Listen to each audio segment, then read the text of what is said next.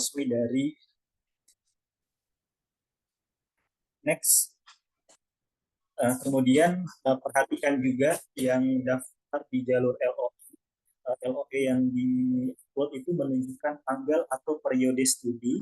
Jika sudah lewat, maka boleh melampirkan surat IPAR atau surat tanda kuliah minimal intake. Ya, minimal intake sesuai dengan yang dipersyaratkan oleh LPDP. Nah, misalnya teman-teman akan daftar di batch kedua di tahun 2024 ini. Aduh.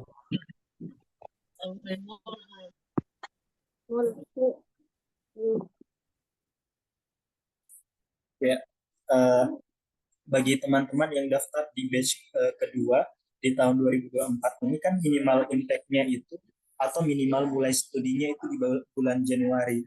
Sehingga untuk LOE yang keluaran 2023 bahwa teman-teman akan berkuliah di bulan atau keluaran di 2024, kalian tidak boleh mengupload itu hanya menggunakan LOE saja kalau teman-teman akan berkuliah di bulan Agustus ini, teman-teman. Tetapi kalian perlu untuk menambah dokumen surat DIVAR. Kalau case-nya saya kemarin itu lolos di 2022 di UI, dan lolos 2020 di UI itu di bulan intake-nya di bulan Agustus 2022. Tetapi karena saya belum mendapatkan PPDP, maka saya harus intake ke 2023 gitu ya. Intake, jadi di surat DIVAR saya itu ya menyatakan bahwa mulai perkuliahan di bulan Agustus 2023 sesuai dengan minimal intake di PPDP. Nah, kalau misalnya kurang jelas, nanti kita akan lanjutkan di sesi Q&A. Kemudian LOE yang dilampirkan harus sama dengan tujuan studi yang diinput pada aplikasi pendaftaran. Jadi teman-teman dipastikan bahwa kampus yang akan kita tuju itu ada di list ya, list perguruan tinggi tujuan LPDP. Ini bisa teman-teman unduh di aplikasi beasiswa atau website beasiswa LPDP. Jadi pastikan teman-teman menyesuaikan itu. Nah, kemudian sebelum submit di tanggal 18 Juli 2024, teman-teman perlu cek kembali atau cross check semua berkas sebelum submit pendaftaran. Nah, kesalahan fatal pada seleksi administrasi ini adalah berkas, misalnya berkas tidak diunggah tetapi langsung ditakmit misalnya. Kemudian dokumen tidak sesuai dengan standar akreditasi. Misalnya surat rekomendasi. Nah, kemudian LOE tidak menunjukkan periode intake dia, atau LOE yang diinput itu tidak ada dalam daftar tujuan perguruan tinggi. Nah, kemudian selanjutnya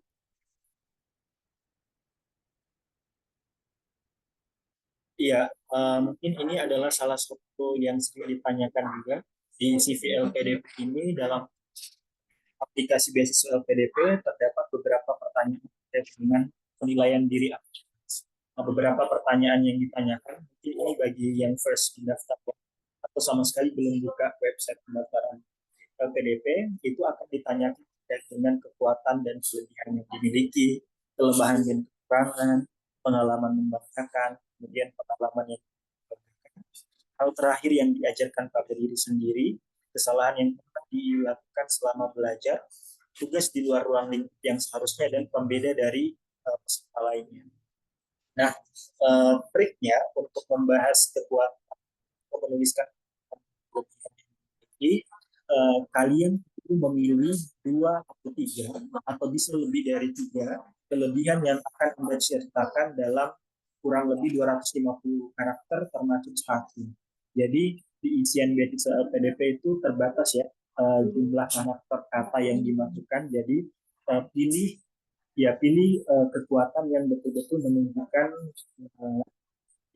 kelebihan atau kekuatan Anda. Nanti kita bahas di contoh.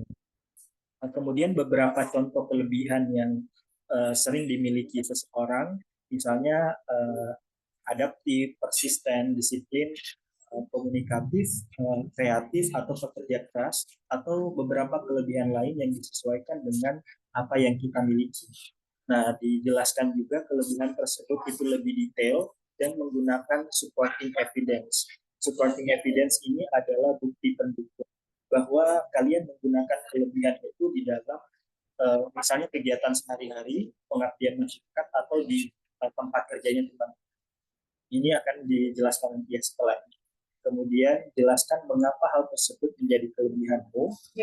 Kemudian menjabarkan pengalaman mengenai kelebihan tersebut dengan ringkas. Kemudian pengalaman terakhir, jelaskan juga apa yang bisa kamu raih dari kelebihan yang kamu miliki.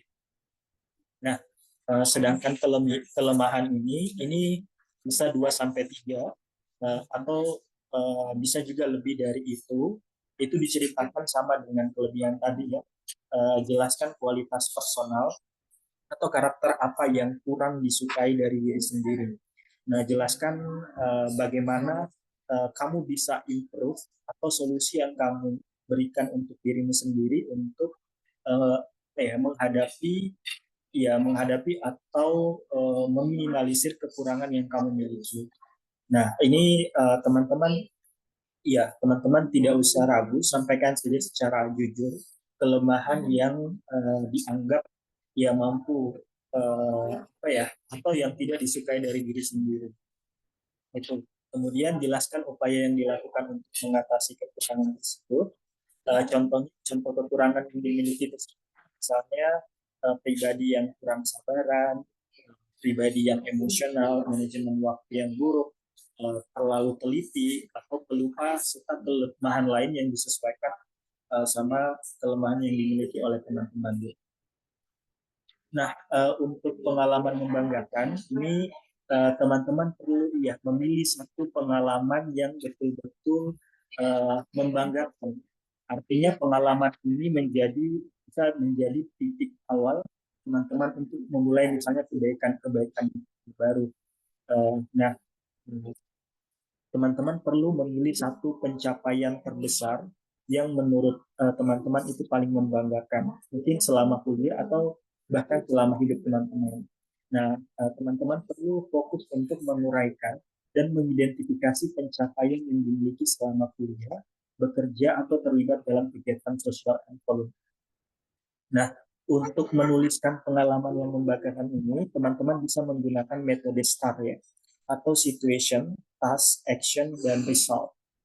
Jadi, diskusikan pencapaian, kemudian peristiwa atau realisasi yang memicu periode pertumbuhan diri, pemahaman baru tentang diri kamu atau.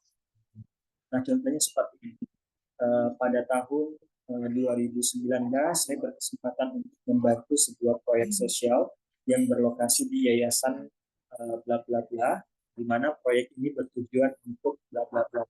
Dalam proyek tersebut, saya berperan sebagai bla bla bla. Kemudian actionnya saya melakukan titik-titik sehingga proyek sosial tersebut dapat terlaksana dengan baik. Kemudian di akhir baru ditunjukkan proyek sosial ini memberikan manfaat peningkatan lapangan pekerjaan bagi uh, orang dan mendukung terwujudnya SDGs. Nanti akan saya beri contohnya melalui aplikasi pendaftaran saya ya. Nah, kemudian pengalaman yang kurang membanggakan. Nah, ini menjelaskan mengapa pengalaman tersebut dianggap kurang membanggakan. Nah, kemudian setelah menjelaskan itu kurang membanggakan, responmu saat mendapatkan pengalaman tersebut seperti apa? Misalnya, kamu sedih kah? Apakah kamu sempat down gitu ya? Nah, setelah menjelaskan itu, baru dijelaskan lesson learned atau hikmah yang dapat diambil dipetik dari pengalaman tersebut. Selain menjelaskan hikmahnya, teman-teman juga perlu menjelaskan bagaimana agar keluar atau melakukan improvement dari pengalaman yang kurang membawa. Dari pelajaran-pelajaran itu kalian perlu untuk memformulasikan kembali peluang apa atau cara Anda dalam uh, menghadapi situasi ke depan seperti apa untuk meminimalisir terjadinya pengalaman yang kurang membanggakan. Nah, contoh pengalaman yang kurang membanggakan misalnya kegagalan. Bagaimana teman-teman bisa menjelaskan kegagalan yang pernah dialami. Nah, kenapa kamu bisa gagal dalam hal tersebut? Jelaskan juga bahwa kamu belajar banyak dari kegagalan tersebut. Misalnya belajar arti kegigihan. Kamu bisa melewati kegagalan, kamu akan betul-betul menghargai kerja keras karena kamu tahu betul apa yang dimaksud dengan sebuah proses. Ini disesuaikan lagi ya sama pengalaman teman-teman rasa penelitian. Nah, setelah itu di CV juga akan ditanyakan hal terakhir yang diajarkan pada diri sendiri. Nah, ini teman-teman pikirkan momen ketika kita berupaya untuk berubah menjadi individu yang lebih baik. Hal ini berkaitan dengan prinsip hidup, kemudian mindset, dan visimu dalam menjelaskan suatu masalah, pelajaran apa yang dari hidup kamu saat kamu jatuh agar bisa bangkit.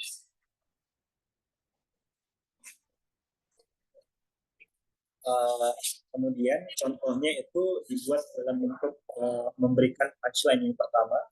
Misalnya dalam 2 tahun keterlibatan saya pada sebuah program penelitian atau proyek pengabdian masyarakat, saya mengambil banyak pendidikan tentang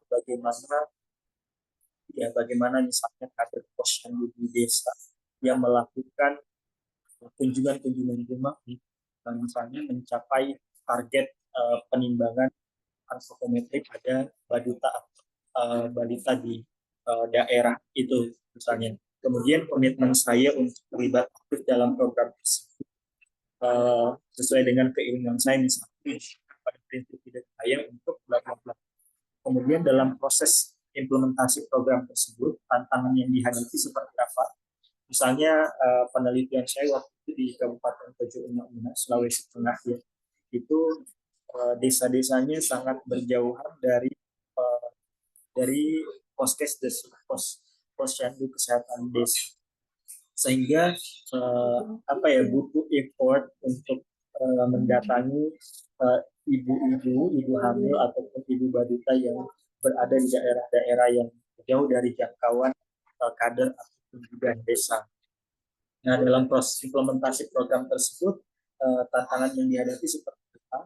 Ini akan sangat menarik ya teman-teman kalau misalnya bisa dijelaskan bagaimana teman-teman menghadapi satu fase di mana betul-betul struggle untuk misalnya mengikuti program pengabdian masyarakat atau di tempat kerjanya sendiri. Nah, kemudian upaya yang telah saya lakukan untuk menghadapi tantangan tersebut seperti apa? Dan dari hal tersebut saya menyadari bahwa bla bla bla. Saya menyadari ini akan sangat bagus ketika link and match sama rencana kontribusi kita. Oke, misalnya saya menyadari bahwa fasilitas kesehatan di desa itu masih sangat tertinggal, sehingga saya menyadari bahwa ke depan saya perlu mempelajari ini untuk menyelesaikan kemajuan ini. Next, ini kedua terakhir adalah kesalahan yang pernah dilakukan selama belajar atau bekerja. Nah, ceritakan ini agak mirip dengan pengalaman yang kurang membanggakan tadi, tapi ini lebih kepada kesalahan yang pernah dilakukan selama belajar atau bekerja. Nah, ini kita bisa menceritakan saat kita melakukan kesalahan yang dapat berakibat pada kegagalan atas suatu hal gitu. Nah, bagaimana hal tersebut mempengaruhi perasaan itu, kemudian jelaskan signifikansinya bagi kamu, apa yang kamu pelajari dari pengalaman itu. Dan yang terakhir adalah jelaskan hal yang dapat kamu lakukan di masa datang untuk mengurangi potensi dirimu melakukan kesalahan yang sama, atau sering kita sebut dengan corrective action plan-nya kita untuk menghadapi kegagalan atau kesalahan risiko. Nah, contoh ini adalah metode yang bisa dipakai sama seperti tadi adalah STAR, di mana teman-teman menjelaskan situasinya seperti misalnya saya menyikapi kesalahan sebagai upaya untuk terus mengembangkan diri. Pada tahun 2000 bla bla bla saya memulai karir saya dalam bidang bla bla bla. Karena kurangnya pengalaman dan jam terbang, saya membuat kesalahan ketika terus ya teman-teman. Ada yang lebih lain. Terakhir adalah tugas di luar ini kedua terakhir, tugas di luar ruang lingkup yang seharusnya. Nah, ini di luar ruang lingkup. Seharusnya ini kalau teman-teman yang sudah bekerja ya, kalau misalnya di puskesmas sebagai tenaga promosi kesehatan itu bidang dalam penyuluhan dan sebagainya. Tetapi kalau misalnya teman-teman pernah mendapatkan tugas misalnya membantu proses vaksinasi atau menyusun laporan keuangan, itu kan di luar dari tupoksi kita ya sebagai tenaga promosi kesehatan di puskesmas misalnya, atau tugas di luar ruang lingkup seharusnya misalnya ketika mahasiswa kita jurusan kesehatan masyarakat, tetapi misalnya diminta untuk membantu penyusunan proyek misalnya edukasi, misalnya pendidikan bahasa Inggris atau matematika pada saat KKN ataupun pada saat magang mendapatkan tugas di luar ruang lingkup kita sebagai tenaga kesehatan misalnya sebagai begitupun misalnya tenaga pendidik dan begitupun yang lainnya gitu ya teman-teman. Nah, elaborasi bagaimana kita mempelajari dan menjalani tugas tersebut, misalnya melalui program yang kamu adakan sendiri dan dapat kontribusi bagi banyak orang. Nah, jelaskan juga alasan kamu melakukan tugas tersebut. Jadi jelaskan kenapa kamu mau melakukan hal tersebut, atau kenapa kamu mau menerima hal yang seharusnya bukan di luar ruang lingkup kamu yang seharusnya difokus. Menunjukkan bahwa kamu ini sebagai individu atau seseorang yang bisa belajar mengambil makna dari pengalaman, misalnya ingin terus belajar keluar dari zona nyamannya dan melakukan pengembangan diri dari tugas-tugas tersebut. Ini juga bisa dijelaskan melalui metode STAR ya. Nah, terakhir, pembeda dari peserta yang lainnya. Nah, mungkin teman-teman ketika mengisi isian ini, sorry, ini tidak kelihatan. Ya, pembeda dari peserta yang lainnya ini banyak sekali teman-teman yang terjebak karena isiannya pembeda, maka dia cenderung yang membandingkan antara dirinya dengan yang lain. Misalnya seperti ini. Saya merasa bahwa kontribusi saya di bidang kesehatan bagus dibandingkan dengan teman-teman yang lain. Itu kita berusaha untuk menghindari diksi atau penggunaan kalimat tetapi pembeda dari peserta yang lainnya ini kita fokus pada apa yang kita miliki saja atau apa yang menjadi poin penting yang perlu di-highlight dalam diri kita tanpa kita mendiskreditkan peserta yang lain. Di dalam proses pembuatan pembeda dari peserta yang lainnya, bisa juga menggunakan metode STAR. Nah, di mana kita perlu untuk menunjukkan antusiasme, persistensi dan tekad yang akhirnya berkarya perubahan yang positif. Mau nggak kuliah di luar negeri? Mau?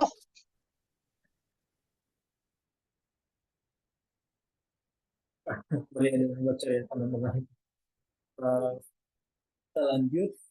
Kemudian jelaskan pengalaman kerjamu misalnya atau pengalaman pribadimu, pengalaman penelitian atau publikasi yang pernah kamu lakukan, penghargaan yang pernah kamu raih di sekolah, kontribusi dalam kelompok atau organisasi saat selama gelar sarjana atau di tempat. Nanti akan saya jelaskan di contohnya supaya kita bisa memahaminya lebih jauh. Nah, mungkin saya akan membagi menjadi dua termin ya. Nah, kita CV baru mulai ke esai. Jadi kita langsung buka Q&A aja bagi teman-teman yang mau bertanya terkait dengan penulisan CV ini. Silakan ya teman-teman. Ini bisa secara langsung ya teman-teman. Langsung open mic kalau ada yang mau ditanyakan silakan.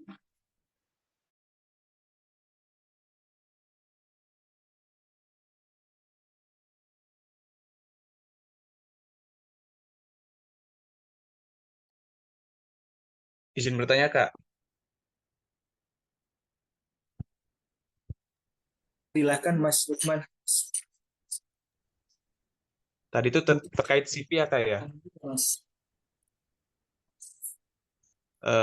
Apa? Ya, sebelumnya izin bertanya. Untuk CV ini apa ya? Apakah mirip seperti CV kerja yang harus memakai foto atau bagaimana gitu? Lalu kemudian tadi kan dijelaskan tentang apa ya? Beberapa poin-poin yang harus diisi seperti kelemahan, kelebihan dan sebagainya. Nah, itu pengisiannya apa harus apa namanya? Panjang atau boleh singkat gitu misalnya beberapa kata doang. Nah, itu lebih baiknya seperti apa? Terima kasih.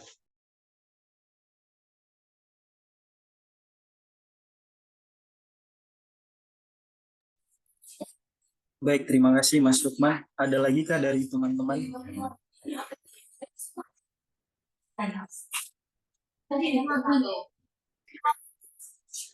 Ya, baik, mungkin sambil menunggu pertanyaan dari teman-teman yang lain. Jadi Mas Lukman, untuk CV pendaftaran beasiswa LPDP itu eh, kita akan diminta untuk mengupload foto ya. Jadi bukan CV yang kita siapkan sendiri, gitu. Tapi CV ini sudah ada isiannya sendiri di website. Nah, ini aku mau tunjukin.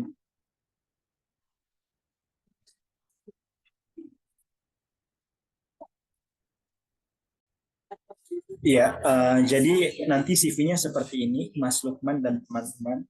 Misalnya ketika ditanyakan kekuatan atau kelebihan, ini kita seperti ini nanti, Mas. Kelihatan ya share screen saya ya?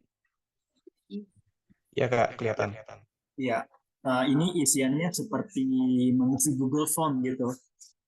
Jadi eh, aku ini dulu ya, coba ke bahasa Indonesia. Nah, misalnya di sini aku isi kekuatan, misalnya kerjasama tim yang baik dan kreativitas yang ditunjang dengan keberhasilan dalam menjalankan setiap program kerja, proyek sosial dan proyek penelitian. Gitu. Jadi seperti yang saya sampaikan tadi, bahwa kelebihan yang disampaikan ini juga harus dibuktikan dengan evidence base-nya. Evidence base-nya ini bahwa setiap di program kerja itu dapat berhasil saya jalankan gitu ya Mas, termasuk proyek sosial dan proyek penelitian. Nah, ini juga akan kelebihan ini tidak serta-merta langsung dimasukin gitu aja ya. Tapi pertimbangannya nanti di bawah ketika kita melakukan isian pengalaman organisasi, kemudian prestasi misalnya. Pengalaman organisasi dan prestasi ini akan menunjukkan bahwa kekuatan dan kelebihan kita itu punya bukti gitu, bukan hanya sekedar kata-kata gitu. Nah, kemudian semoga sudah clear ya sampai di situ, Mas. Oh iya ya, Mas, Kak. iya, Siap, Kak. eh, ya Kita harus mungkin upload tuh ya soalnya baru buka sebentar sih. Siap apa di portal ininya, portal pengisiannya gitu. Oke, Kak, siap. ya, Sudah. ya, Mas Lukman.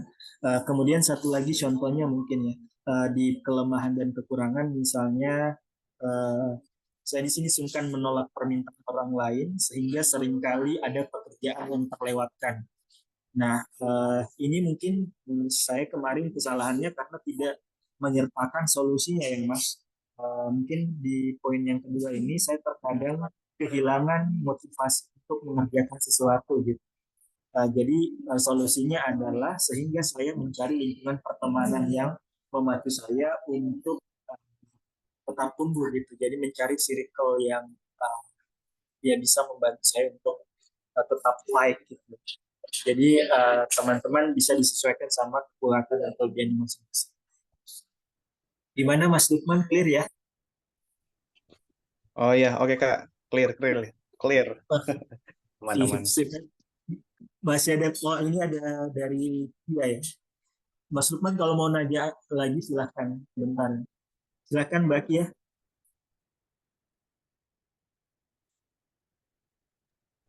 Izin bertanya Kak, untuk apa satu hal yang membedakan kita dengan peserta lain yaitu apakah harus berkaitan dengan akademis, maksudnya kayak bidang akademis, entah tentang penelitian atau pekerjaan. Kalau misal yang bisa membedakan, menurut kakak gimana?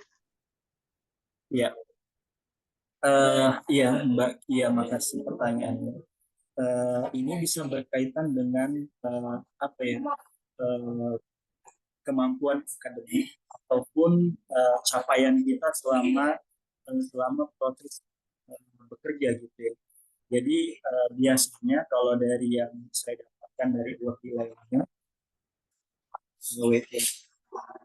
dari award dia merangkai pembeda dari yang lainnya itu dari kedekatan dia dengan isu yang dia angkat.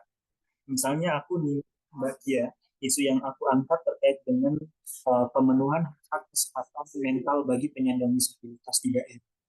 Jadi waktu itu aku menyampaikan bahwa saya memiliki ketertarikan terhadap penyelesaian isu-isu kesehatan mental penyandang disabilitas yang sudah saya mulai sejak kuliah.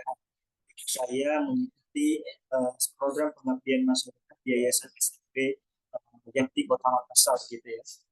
Kemudian dari ketertarikan itu saya mengangkat sebuah skripsi dengan topik misalnya dampak COVID-19 dan strategi coping penyandang disabilitas dalam menghadapi pandemi. Ya, kemudian ketertarikan itu juga saya aplikasikan dalam kegiatan penelitian yang saya ikuti bersama dengan Australian Indonesian Research dan kerjasama Universitas Hasanuddin dengan beberapa lembaga internasional, sehingga saya yakin Bapak dan Ibu bahwa kedekatan saya terhadap isu kesehatan mental bagi penyandang disabilitas ini dapat diselesaikan ketika saya menyelesaikan studi S2 di Universitas Indonesia. Itu kekuatan yang bisa Kak Kia tunjukkan adalah kedekatan kamu terhadap isu yang kamu angkat misalnya. Atau misalnya kekuatan lain, misalnya misalnya bagaimana Kak Kia dapat menyelesaikan studi S1-nya misalnya atau S2-nya dengan baik selama ini. Tapi menarik ya jika ada nilai kontribusi gitu. Artinya kekuatan atau pembeda dari peserta yang lainnya tidak hanya bagaimana kita mendapatkan sesuatu untuk diri kita pribadi, ya, tapi itu bisa bermanfaat bagi orang lain. Gitu Kak. Baik Kak, terima kasih. Jadi lebih paham. Karena kemarin muter-muter di situ, bingung mau ngisi apa. Terima Ya, kasih contohnya. Ya, siap Kak. Ya, sebenarnya aku mau nunjukin contohku ya, Kak. Ya, contoh punya aku. Cuman setelah aku perhatikan dan dapat masukan dari beberapa wordy, sebenarnya dari yang aku masukkan di CV itu kurang strong ya untuk menjelaskan bahwa aku berbeda dari peserta yang lain. Makanya pada saat ditanya interviewer itu aku nggak ngejawab apa yang ada di CV sebenarnya. Ya, tetapi apa yang aku dapatkan ketika melakukan mock up interview persiapan wawancara waktu itu. Oke, Kak, ada pertanyaan lanjutan boleh? Boleh. Sampai malam pun nggak apa-apa. Iya, jadi kan tadi Kakak sempat nyinggung kalau bisa CV-nya itu berkaitan sama isu yang kita angkat gitu ya, Kak? Benar Yeah. gitu. Jadi kalau bisa pengalaman-pengalaman kita yang berkaitan dengan isu yang akan kita angkat itu kita sertakan dalam CV. Gitu, Kak. Lalu ini, Kak, pengalaman yang membanggakan. Kebetulan saya ini orangnya biasa-biasa aja, nggak terlalu pintar. Cuman kemarin tuh pertama kali tuh dapat pengalaman membanggakan tuh cuma sekali aja waktu wisuda gitu. Jadi wisuda terbaik itu aja itu nggak nyambung sama isu yang diangkat, nggak apa-apa kan Kak? Soalnya nggak pernah ikut lomba apa-apa. Ya, aku Sebenarnya yakin. minder sih daftar. Jangan insecure dulu. Ini aku tunjukin ini ya Kak Kia. Contoh pengalaman membanggakan. Jadi Ya, kalau misalnya Kak Kia baca tulisan aku di Instagram, eh, yang people nowadays, orang-orang sekarang itu eh, apa ya, kurang tertarik sama apa ya achievement, tapi lebih kepada impact yang kita timbulkan dari achievement itu gitu. Jadi interviewer juga gitu Kak Kia. Jadi tidak penting apa yang kamu dapatkan, tetapi apa yang kamu lakukan ke lingkungan atau masyarakat sekitar. Nah, Kak Kia bisa memikirkan lagi mungkin selama kuliah kan pernah KKN ya. Saya yakin semua pernah KKN atau pernah mungkin ikut lembaga organisasi tertentu gitu ya. Kalau pengalaman membanggakan yang kutuliskan di sini tidak berkaitan dengan isu yang kuangkat, tetapi lebih kepada kegiatan pengabdian masyarakat yang pernah aku lakukan. Ya, kalau dibilang prestasi mungkin eh, ya tidak jumawa, tapi kami juga memiliki prestasi, tetapi ya itu kan buat diri kita sendiri ya Kak. Ya. Tapi ketika kita menyampaikan suatu pengalaman membanggakan yang juga memiliki nilai kontribusi atau impact ke orang lain, itu akan jauh lebih menarik bagi interviewer. Jadi waktu itu saya punya pengalaman menjadi ketua panitia yang sukses melaksanakan sebuah eh, kegiatan pengabdian masyarakat bernama Basmal atau bakti sosial bersama Al-Afiyah. Jadi waktu itu aku ikut lembaga dakwah di kampus dan ini adalah salah satu program pengabdian masyarakat yang melibatkan fakultas dan medik. Jadi kita bekerja sama antara fakultas kedokteran, kedokteran gigi dan fakultas farmasi yang kemudian kami menjalankan kegiatan pemeriksaan kesehatan, konsultasi gizi, uh, pemeriksaan gigi dan mulut, kemudian pembagian sembako dan ini seperti tadi ya saya jelaskan dalam bentuk smart. Kemudian misalnya di sini pengabdian ini dilakukan di Desa Garasika, Kabupaten Jeneponto dengan berbagai program kesehatan dan pembinaan karakter religius seperti penyuluhan PHBS dan penggunaan jamban yang sehat. Nah itu kan kalau bisa dibilang sebenarnya secara apa ya, secara mungkin dari nilai prestasinya nggak ada, tapi ini sebuah pengalaman yang membanggakan bagi saya karena ia bisa sukses menjalankan sebuah kegiatan pengabdian masyarakat. Nah, tidak menuntut kita menjadi ketua seperti itu Kak Kia. Tetapi ketika kita menjadi anggota pun tidak apa-apa. Misalnya waktu itu, sorry, ya, jadi waktu itu Kak Kia ya, kalau misalnya Kak Kia punya pengalaman KKN, misalnya ada proyek mengajar, itu nggak apa-apa kalau misalnya bukan Kak Kia koordinatornya, tapi ikut dalam membantu kegiatan. Ya, di LPDP tidak melulu pengalaman membanggakan itu soal prestasi, tapi small small action and small impact, maybe it punya apa ya, satu nilai yang di mata interviewer atau penyeleksi itu sangat tinggi nilainya. Jadi jangan insecure dulu. Sampai di sini gimana Kak? Ya. Oke Kak, paham. Berarti yang dituliskan membanggakan itu tidak harus yang wah, tapi seenggaknya bisa berdampak pada sekitar. Iya. Makasih Kak insight-nya. Untuk belum Ya. submit. Makasih Kak, makasih.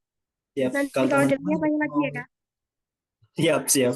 Kalau teman-teman ada yang mau, aku nggak mau deh apa yang bertanya di kolom chat, aku nggak mau jawab.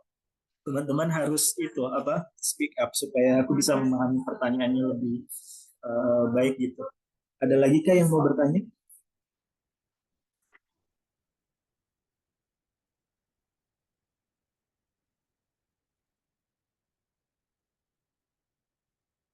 Iya, silakan teman-teman.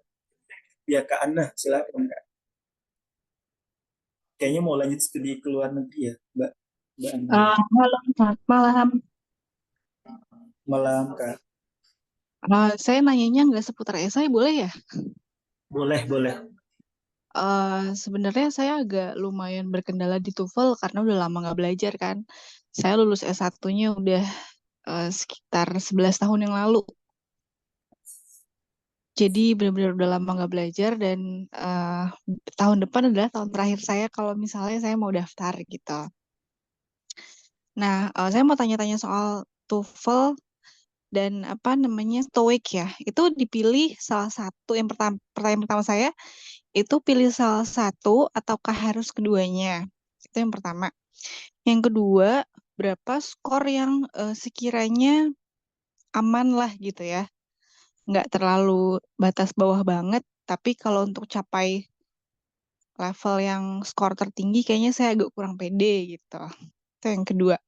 Yang ketiga, tips belajarnya supaya skornya bagus gitu, Kak. Menarik pertanyaan yang banyak. Ini pertanyaan yang sering ditanyakan juga sama teman-teman. Jadi seperti yang saya sampaikan di awal sebelum saya jawab itu, teman-teman perlu membaca panduannya terlebih dahulu dan menentukan skema atau jalur beasiswa LPDP mana yang akan Mbak Ane tuju gitu ya. Jadi di LPDP kan ada beberapa, misalnya jalur umum atau jalur reguler, ada umum, parsial, kemudian jalur wira usaha ya kalau nggak salah. Kemudian di jalur targeted buat ASN, TNI, Polri. Kemudian di yang ketiga itu ada jalur afirmasi. Ini jalur afirmasi, misalnya afirmasi prasejahtera, ya ketika teman-teman terdaftar sebagai penerima bansos atau salah satu anggota keluarga teman-teman sebagai anggota penerima bantuan sosial, maka ini memiliki privilege tersendiri, yaitu di persyaratan LPDP. Atau afirmasi untuk putra-putri Papua dan daerah tertinggal. Nah, itu memiliki privilege masing-masing. Misalnya kita di jalur afirmasi ya Kak Ano, itu untuk syarat TOEFL ataupun IELTS-nya atau TOEIC ataupun jenis tes bahasa Inggris lainnya itu lebih apa ya, mungkin kalau bisa dibilang lebih apa ya bahasa yang lebih rendah dibandingkan yang lain gitu. Jadi untuk afirmasi disabilitas, prasejahtera dan lainnya itu dulunya itu cuma 400, ya TOEFL-nya 400 sudah bisa daftar LPDP gitu kan. Tetapi bahkan di tahap ini untuk semua jalur afirmasi yang di afirmasi prasejahtera disabilitas itu tidak perlu melampirkan sertifikat bahasa. Dengan catatan, ketika dia dinyatakan lulus sebagai awarding LPDP, maka yang belum memiliki LOE itu diperuntukkan mengikuti pengayaan bahasa. Nah, pengayaan bahasa ini adalah salah satu fasilitas yang disediakan oleh LPDP kepada teman-teman jalur afirmasi untuk memperoleh nilai TOEFL untuk mendaftar ke perguruan tinggi tujuan mereka. Ini di tahap ini ya, di batch kedua ini tidak perlu bahasa Inggris. Tapi berbeda dari misalnya pendaftaran targeted dan regular itu minimal dalam negeri, misalnya untuk regular umum itu 500 dan target pun begitu. Rata-rata di atas 500 TOEFL-nya atau IELTS-nya di atas 6,5 gitu. Jadi ya syarat saya mungkin setelah ini Kak Ane perlu lihat dulu jalur mana yang akan di ini. Saya sih sepertinya jalur umum yang penuh atau parsial. Tapi saya ada sedikit mikir kayaknya kalau parsial mungkin ya. Ini kemungkinan kan saya maunya dalam negeri aja. Ada kampus dalam negeri yang udah ada saya targetin lah gitu ya. Terus saya sempat mikir apa parsial aja ya. Sebenarnya kan saya tinggalnya di Jakarta dan kampus yang saya pilih juga di Jakarta gitu. Jadi sebenarnya untuk biaya hidup mungkin masih bisa dihandle gitu. Apakah peluangnya lebih besar kalau misalnya saya berpikir seperti itu ya gitu ya. Maksudnya pilih parsial aja gitu. Ya, sebenarnya ini sudah jadi rahasia umum juga ya. Jadi teman saya baru aja lulus di jalur parsial dan waktu itu bukan waktu itu baru-baru saja sebenarnya. Jadi dia intake-nya di bulan Agustus tahun ini gitu. Dia lulus di batch pertama tahun ini. Jadi dia pilih parsial dan dia kaget gitu ya bahwa passing grade dari tes substansi LPDP untuk parsial itu 600, sedangkan nilai substansi yang dia dapatkan di akhir itu sekitar 980-an. artinya itu mendekati dari pasingkat jalur reguler gitu kan. Bayangin kalau misalnya temenku itu daftar di jalur reguler, mungkin bisa saja dia nggak lulus karena nilainya kurang kurang 20-an lagi buat melolosi jalur reguler. Tapi karena dia mendaftar di jalur parsial dengan pasingkat 600, alhamdulillahnya dia lolos gitu. Tapi untuk mengatakan lebih berpeluang atau tidak, tentu mungkin ini dikembalikan ke Anda sudah bisa memahami sampai di situ ya. Karena skema yang parsial ini juga cukup baru dan mungkin LPDP akan memprioritaskan teman-teman yang sudah mampu membiayai antara biaya pendidikan atau biaya hidup bulanan ini. Itu Kak, semoga menjawab. Oh iya, balik lagi ke tadi TOEFL ITP atau IELTS itu salah satu kan ya? Iya, salah satunya Kak. Biasanya sih orang kalau dalam negeri, termasuk aku kan di UI ya Kak. Karena itu aku pakai TOEFL aja kemarin. Nah iya, saya juga sebenarnya kampus targetnya sama sih UI juga. Oh, jurusan apa Mbak? Saya rencananya mau magister manajemen, insya Allah. Esai, terus dokumen-dokumen sih, terus surat rekomendasi juga insya Allah udah siap. Tinggal ini dia nih, TOEFL saya masih harus belajar, makanya untuk daftar yang tahun ini belum siap, tapi insya Allah mau persiapkan buat Januari. Siap-siap Kak. Kak Ane kalau misalnya itu butuh teman untuk sharing, saya ada teman yang di jalur parsial. Nanti saya bisa itu kan ya kasih kontaknya. Wah, dengan senang hati banget Kak. Terima kasih banyak. Boleh Sama-sama. di kontaknya nanti di-share di mana? Di itu aja kali ya, di channel kali atau gimana? Boleh itu Kak di DM aja ya. Soalnya kalau di channel bahaya. Oh, oke, nanti saya DM ya Kak. Makasih banyak. Siap-siap. Ya, ya tadi ya. Masih adakah dari teman-teman yang mungkin masih bingung tentang masalah PDP? Izin bertanya, Kak. Silakan Kak Syifa.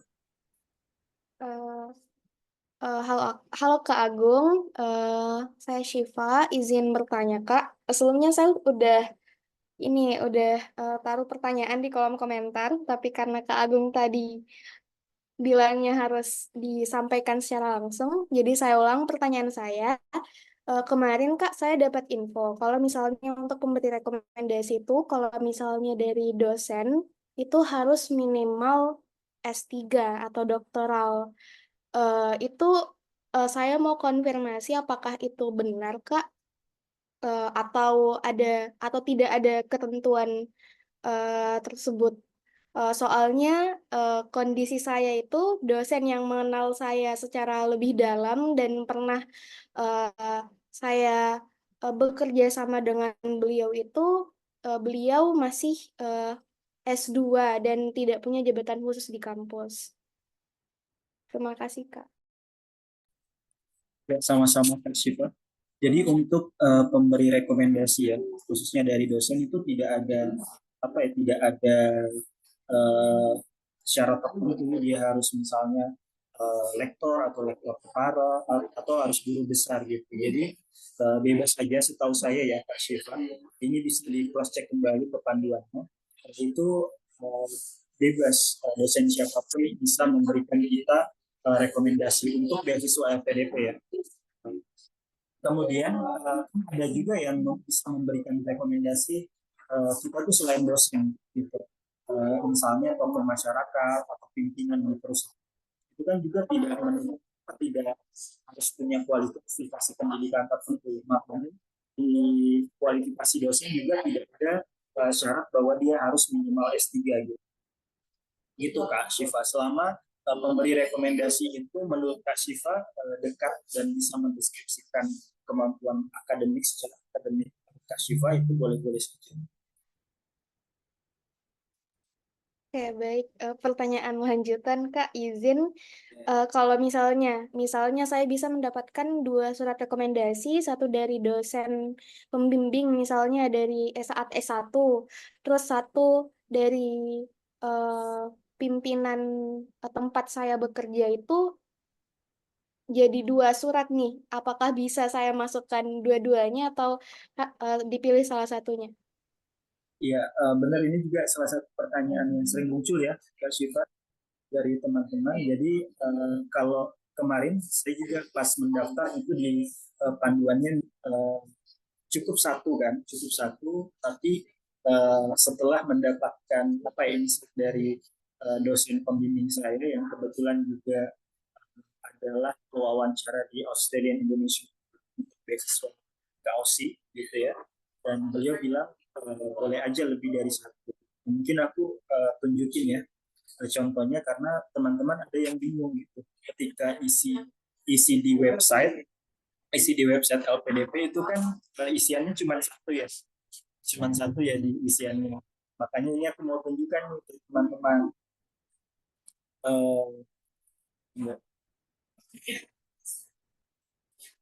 Ya, jadi gini nanti isiannya seperti ini teman-teman.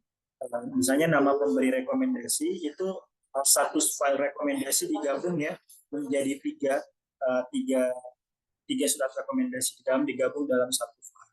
Kemudian di isian pemberi rekomendasi ini bisa ditulis seperti ini. Misalnya satu, Dr. Surya SKM MTes, kemudian dua, Sudirman Nasir SKMWH PhD, dan ketiga adalah Dr. Ishak Salim.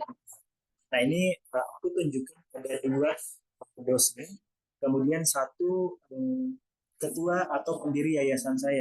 Ini juga menjawab pertanyaan apakah bisa di tempat bekerja gitu. Nah, kemudian di jabatan pemberi rekomendasi juga ini dituliskan gitu aja seterusnya. Misalnya satu, ketua program studi, kedua misalnya tidak punya jabatan, dan ketiga baru diisi lagi pendiri yayasan Perkip dan anggota Dewan Penasihat Partnership Australian Indonesian Research atau Australian Indonesian Center. Itu semoga menjawab ya. Oke, baik Kak. Maaf, satu pertanyaan lagi. Ini keadaannya saya belum buka website LPDP sama sekali. Saya juga baru mau coba-coba untuk daftar mungkin di tahun depannya. Jadi kalau misalnya digabung seperti itu Kak, untuk pemberi rekomendasi, apakah surat rekomendasinya itu digabung dalam bentuk satu file atau bagaimana Kak?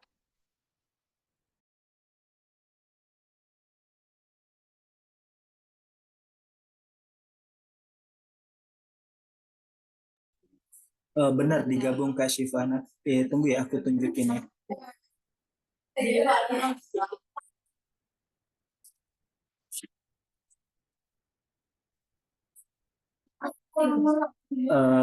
Iya, itu surat rekomendasinya digabung dalam. Jadi itu enggak.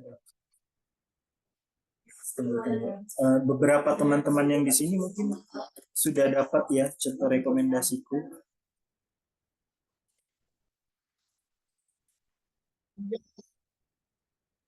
Ya, pokoknya digabung ya Pak. Ini aku sudah dapat ini. Ini Kak Syifa, ini surat rekomendasinya digabung seperti ini. Misalnya dari Dr. Surya, kemudian diurutkan saja dari nomor yang kita udah buat tadi. Kemudian dari terakhir pendidikan. Itu Kak Syifa. Semoga menjawab ya.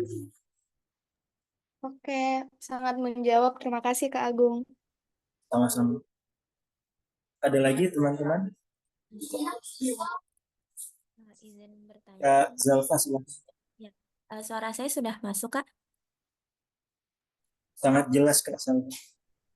Baik, terima kasih untuk kesempatannya. Perkenalkan saya Zalfa. Saya izin tanya, misalnya dulu ketika S1 saya ambil kuliahnya di Undip, kemudian sekarang posisinya saya kerja di Litbangnya UGM. Nah, misalnya saya mau insya Allah melanjutkan S2 di UGM, apakah dari surat rekomendasi tersebut ada poin khusus misalnya ketika saya meminta dari atasan saya di UGM atau dari dosen saya ketika dulu kuliah di kampus sebelumnya? Mungkin begitu, Kak. Terima kasih.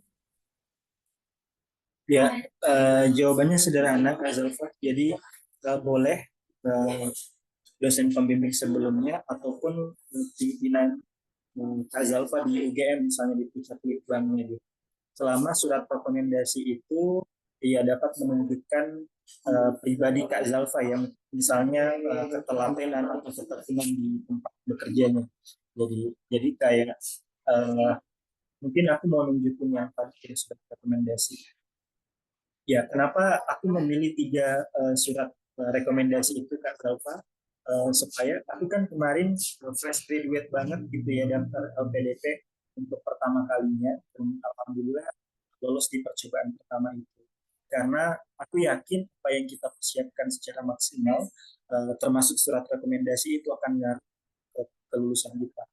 Jadi aku waktu itu ambil dari dosen pembimbingku karena beliau tahu saya secara pengalaman akademis misalnya. Misalnya dari Ibu Surya ini, beliau bilang mengenal aku sebagai mahasiswa yang memiliki kemampuan akademik yang baik, terlihat keaktifan di kelas dan kemampuan menyelesaikan tugas. Ya, sedangkan di tempat saya bekerja waktu itu, mungkin sama Kak Zalfa ya, di tempat bekerjanya sekarang di pusat litbang, misalnya Kak Zalfa melampirkan itu juga gitu untuk menunjukkan bahwa Kak Zalfa ini mampu bekerja secara profesional di tempat bekerjanya sekarang. Itu Kak Zalfa. Jadi kalau bisa juga Iya, yang Kak. lebih lagi sih. Baik, untuk saat ini mungkin sudah jelas, sudah ada gambaran gitu, Kak. Terima kasih. Sama-sama. Kak Zalfa kemarin di Undip jurusan apa? Saya Kesmas konsentrasinya AKK. Wah, siap. Boleh. Kalau mau sharing nanti sama aku ya. Atau sama teman Siapa juga. Agung? Ya, ada yang jurusan apa? Thank you Kak Zalfa. Oke, terima kasih kembali, Kak. Ada lagi teman-teman?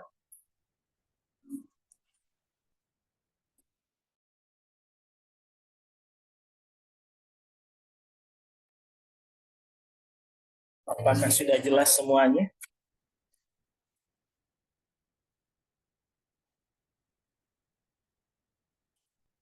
Dan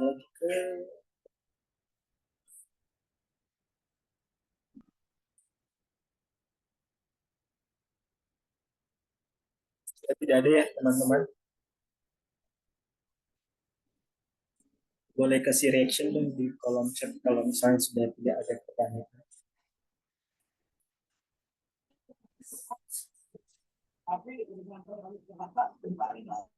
Kalau tidak ada kan? Oh iya.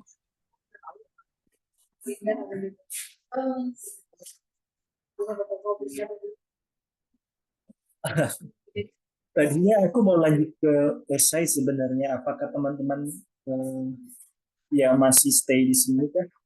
Atau kita butuh buat sharing selanjutnya? Sepakat sama Kak Tia kita lanjutin? Izin Kak, lanjut saja Kak. Siap. Kayaknya orang Makassar ya? Andi Astriana. Iya Kak. Siap. Ada ini juga kanda saya Kak Sahar. Lanjut. Ya. Aku lanjutin ya. Sebenarnya materi esai ini yang mau aku bawain simple aja. Nanti kita lebih banyak Q&A-nya aja ya teman. Sebenarnya aku sudah upload di Instagram juga the esai LPDP model kanvas yang aku formulasikan sendiri. Wait, aku share screen.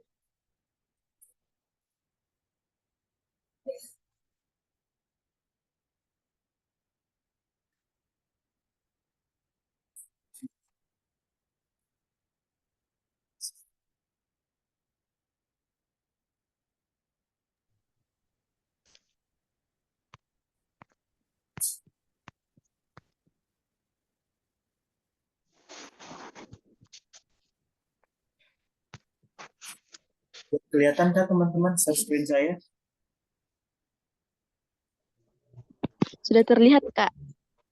Oh siap. Ya, inti dari esai ini adalah esai rencana kontribusi dan personal statement. Nah, itu dalam satu isian aja sebenarnya. Ini bukan Word ya yang di-upload, tapi di isian LPDP ada sendiri kayak mengisi CV. Jadi nanti ada kayak menulis esai. Nanti aku akan tunjuk. Mungkin ini bocoran ya teman-teman, bahwa di dalam penilaian tes substansi LPDP